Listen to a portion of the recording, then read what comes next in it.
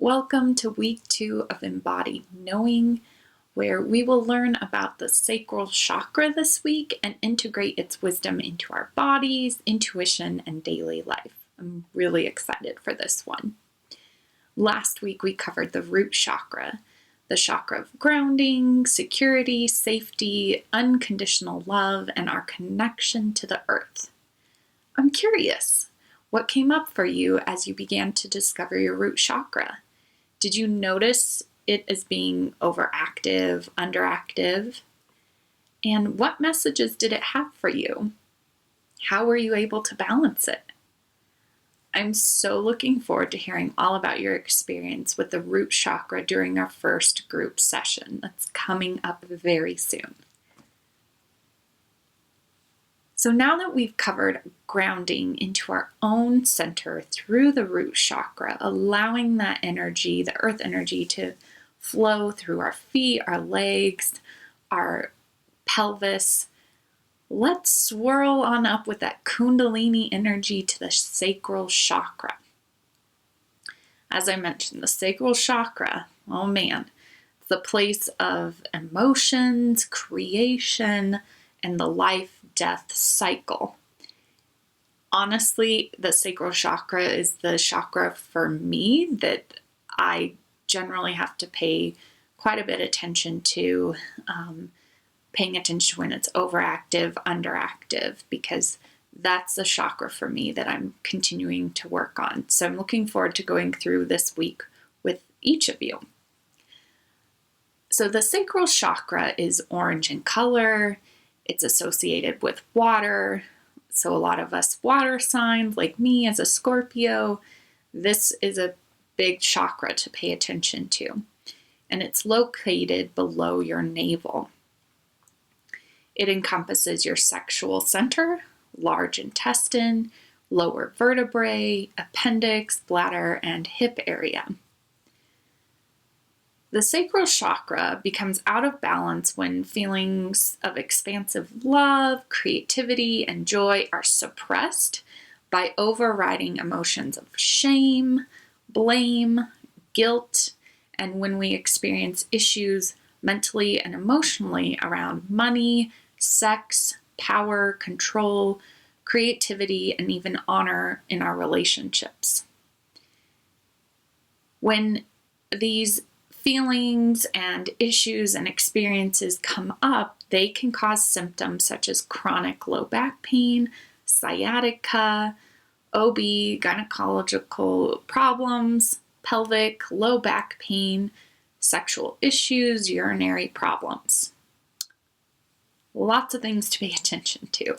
So when you notice those symptoms, let's come and start asking questions about sacral chakra. Is it overactive or underactive? So an overactive sacral chakra will show up as addictions and gluttony. And one way to balance out an overactive sacral chakra is by asking yourself questions about the health and well-being of your actions. Are you making healthy choices, and how are those choices benefiting you and your well-being? Is what I'm about to do healthy, nourishing, and good for me? So pay attention to those areas of addictions. And as far as an underactive sacral chakra, this will show up as signs of depression, decreased sex drive, a lack of passion, and a lack of creativity, which more often than not means that you've been very focused on the practical aspects of life and have forgotten to spend time in celebration, pleasure, enjoying the fruits of your wondrous labors, and really what's something simple, fun that you can be doing in your life that will bring that energy back to that sacral chakra. Create, eat nourishing foods, make love to your partner, sing, dance, whatever lights you up. That will reactivate that sacral chakra. Well, so many good, juicy things with this chakra. So the sacral chakra also governs the power of relationships and in many ways our need to some extent to have control and make choices about our environment. A fear of losing control, of insecurities in relationships around the sacral chakra can lead to the illnesses I mentioned above or some of the issues I mentioned above. All of which really come from those root fears, which is why it's so important to begin with the root chakra and then uncover what some of our deepest fears are, because those affect the rest of our energy systems, the rest of our chakras as we go through. So continue to pay attention to some of those deeper fears that keep coming up. Now, the strengths of the sacral chakra are all about resiliency, steadfastness, and the ability to be 100% committed to one's own life, goals, passions, financial and physical well-being. So when I start to feel anxious or fearful of losing control, but in all reality, no, I need to actually let go and surrender, I place one hand on my heart, one hand on my belly, right below my belly button, which is your sacral center. And I say, taking a deep breath, Kristen, I am 100% committed to you. I'm committed to myself, to caring for my emotions, my basic needs, and living from a place of creativity, joy, and pleasure. Again, I am committed to myself, to caring for my emotions, my basic needs, and living from a place of creativity, joy, and pleasure.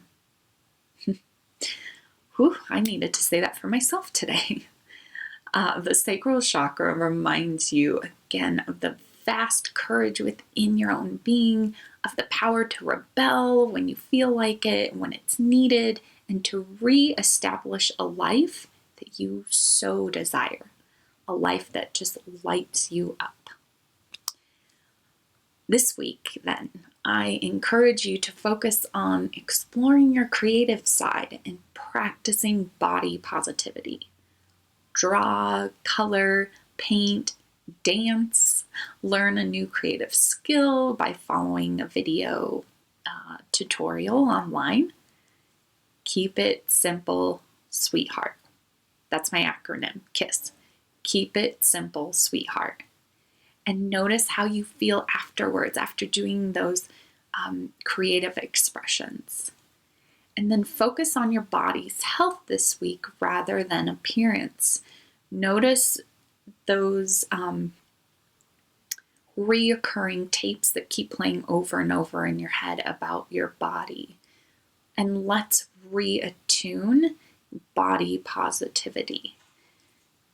So at night, make a list of things you love about yourself. Maybe it was from that day, from the past week, the past month, even the past year. What do you love about yourself? And surround yourself with others who encourage self-love, positivity, and joy. I know from my own experience this is crucial in my life and really in living a thriving life, is surrounding yourself with others who encourage self-love, positivity, and joy. And again, keep it simple and enjoyable. I will also be including some yoga poses that you can do to realign your sacral chakra, as well as a list of foods that promote a healthy and balanced energetic system. You can also surround yourself this week with the color orange and pay attention to shifts in energy in your body and emotions. I have some beautiful orange roses that I got. I also have a yellow one and this beautiful red one, the red for root chakra, orange for the sacral, and yellow for our self-power center, our solar plexus chakra. The chakra's name was escaping me there for a minute. Your solar plexus chakra. So I can't wait to hear about what you discover, what you create, and what you surround yourself with. So may the sacral energy of creation light your path, support you in releasing what is no longer needed, and rebirth a newness and wholeness within your being this week.